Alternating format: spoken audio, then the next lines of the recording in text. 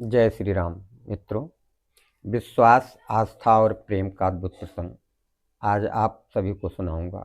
आप लोग ध्यानपूर्वक सुनिएगा।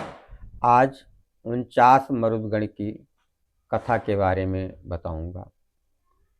कश्यप ऋषि की पत्नी अदिति से देवताओं और दिश से दैत्यों का जन्म हुआ था। जब देवताओं और दैत्यों में युद्ध हुआ तो देवताओं ने दैत्यों का समूल नाश कर दिया। इससे अदिति बहुत दुखी हुई। इंद्र ने देवताओं की सहायता किया था, जिसके कारण अदिति इंद्र से नाराज हो गई। अदिति ने सोचा, इंद्र अपने शरीर को शाश्वत मानते हैं, इसलिए वे अनियंत्रित हो गए हैं। अदिति ने कश्यप ऋषि से वरदान मांगा कि मैं एक ऐसा अमित प्रतापी पुत्र चाहती हूँ जो इंद्र को मार सके। यह सुनकर कश्यप ऋषि ने उसका मांगा हुआ वर उसको दे दिया। कश्यप मुनि अदिति को शांत भाव से कहने लगे, यदि तुम गर्भ को मेरी बताई हुई विधि से धारण करोगी तो तुम्हारा पुत्र इंद्र को मारने वाला होगा। तुम्हें पवित्रता पूर्वक रहने का व्रत लेकर 100 वर्ष तक इस गर्भ को धारण करना पड़ेगा। यदि तुम ऐसा कर सकोगी तो वह पुत्र इंद्र को मारने वाला होगा।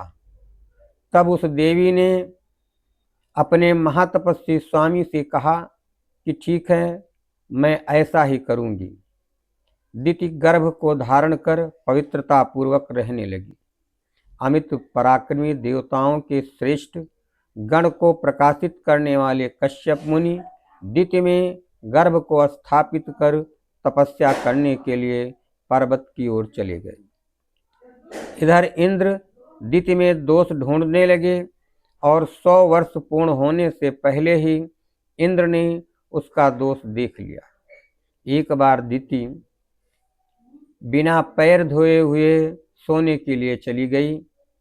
इससे इंद्र ने उसकी कोख में घुसकर उसके गर्भ को अपने वज्र के द्वारा 7 टुकड़ों में काट दिया। फिर वे कटे हुए टुकड़े जोर जोर से रोने लगे तो इंद्र ने उन गर्भस्थ टुकड़ों को समझाते हुए कहा, मारोदी मारोदी, मत रोवो मत रोवो। इस प्रकार अनेक बार कहा, किंतु वे चुप नहीं हुए। इससे इंद्र को और क्रोध आ गया। फिर उन्होंने प्रत्येक टुकड़े के 7-7 टुकड़े और कर दिए। इस प्रकार वे 49 टुकड़े हो गए। उन 49 टुकड़ों का ही नाम मर्द पड़ गया। समय के आने पर अदिति अपनी निद्रा से जाग गई और इंद्र डर के कारण अदिति के कोख से बाहर निकल आए। अपने सामने इंद्र को देख करके अदिति ने पूछा कि यहाँ किस लिए आए हो?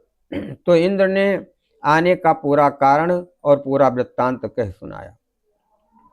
समय आने पर अदिति ने 49 मरुदगणों से कहा कि देखिए, ये तुम्हारे बड़े भाई इंद्र हैं और समय आने पर इनकी सहायता करना। बाद में मरुदगणों ने भी इंद्र की पूरी सहायता किया।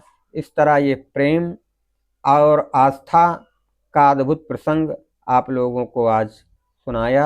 बोलिए प्रेम से राधे राधे।